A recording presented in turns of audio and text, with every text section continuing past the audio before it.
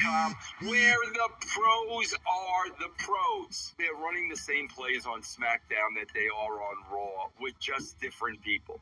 Like the DUI storyline is basically the New Day. These guys are fighting, and then miraculously they're all on the same page. They ran the same play. Stevie, 4 weeks in a row. Yeet is laid out in the back. The Street Profits are laid in the back. Bianca Belair is laid out in the back. They just keep running the same plays. I just keep telling everybody, guys, here's the bottom line. They are definitely on cruise control for like the entire month of December. You are not gonna see anything, bro, till we get into January, till they get close to the Royal Rumble, and that's all we're seeing. I mean, bro, they open up the show with the Bloodline beating up freaking extras in the back. This group has no heat. We've seen them get beat down week after week after week. I think somebody needs to play back, Hogan, Hall, and Nash to really show Trips what heat is. This group has no heat. Judgment Day has no heat. The disciples of whatever they're called, carrying. None of these factions, Stevie, have any heat. So you're watching all of this shit, and you're just not buying any of it, man. So what would you do to motivate these people to get out of the rut of doing that? Because it really is just the lowest common denominator type of Pavlovian response.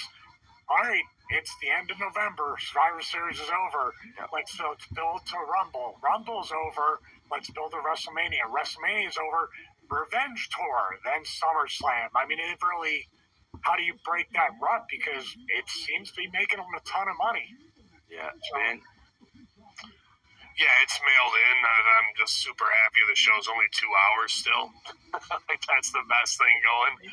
January, then? Yeah, it's kind of so we've only got 3 weeks left till the pain returns. There's nothing worth watching. Plus, guys are taking stupid chances on pay-per-view, breaking their ankles. Big man goes to the table, somebody breaks a toe. I think it's an interesting concept when you go, all right, we got these guys. Why don't they have any heat? So what do we do? That's an interesting vignette that can be a group scene where they're bullying just beat down some extras that nobody cares about. Doesn't really have any investment. What are you going to have the extras get back over or have any empathy? Not really. It just makes those guys look like somewhat of bullies on random dudes. I don't know, is it something as simple as a scene in catering where they come in and cut in front of all the women and show that they don't give a shit, they're a crew, and you know what I mean, they're going to do what they want to and go back to eating chicken like savages like their uncles did, maybe not raw, but is it too late? I mean, come on, man. Out of the gate, this team was the B team. Out of the gate.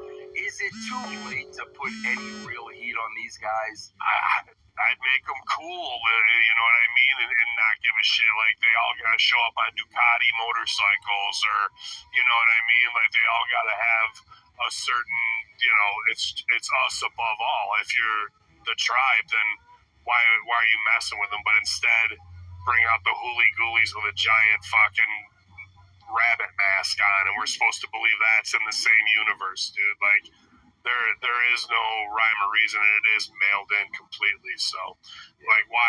What is the point of having Motor City Machine Guns debut and go over, and then having those guys go back over? Yeah, Stevie, what's your thoughts on that, man? They bring up Motor City Machine Guns. The vignettes are flashing lights and cop cars. Okay, those are the vignettes. The guys win the titles immediately. 3 weeks later, we put the titles on a team that hasn't meant freaking anything in the last 2 years. That's a great question. And now, are we going to get vignettes for the Motor City Machine Guns? I mean, I'm not being funny. The real them. Yeah, the real them. I love those guys, and I personally want them to do well in the company, but they just literally got put through the system and the wood chipper within a month or so. Yeah, I mean, that happened, Stevie. We see this pattern over and over. The whoop whoops. It happened with the They're whoop over whoops. now. Don't need the belts. Yeah. Then we had Fire and Ice. Remember Fire and Ice? Then what happened to Janet Jackson and her partner? Remember those two? Coach Carter. Yeah. This is an ongoing play that I don't understand, Stevie. Well, the only thing, and Ben has talked about it before, who's politically aligned more with Triple H? Sabin and Shelley or Ciampa and Gargano? And I was going to put that caveat in there too. Plus, not that she's like a real factor, but the one girl in that clique got released. The one was with Sam Shaw, whatever he is now. You know what I mean?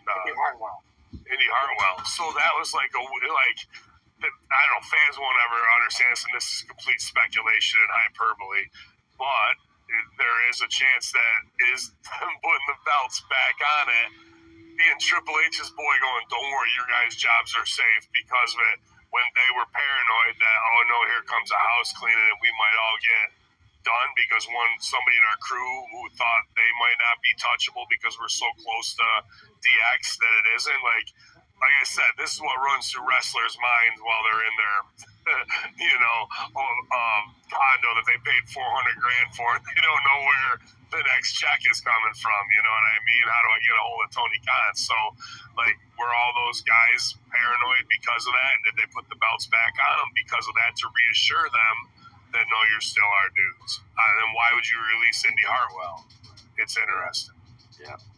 God, one thing again, just looking at some of my notes and going through this, man, they've got Bianca Belair with that tape on her ribs, that she's injured and she's all taped up, and then she's racking Piper Niven. What's the point? I mean, if you all your ribs are taped up and you're trying to rack her, and you collapse with her? That's when you do it, because you couldn't do it because your ribs are, you get it off and you sold all the heat meant nothing. I don't understand. And that's not safe for Chelsea Green to be taking that either, dude. I've had some rotund guys that manage me to take bullets for me, and that usually ends with them falling on you. Yeah.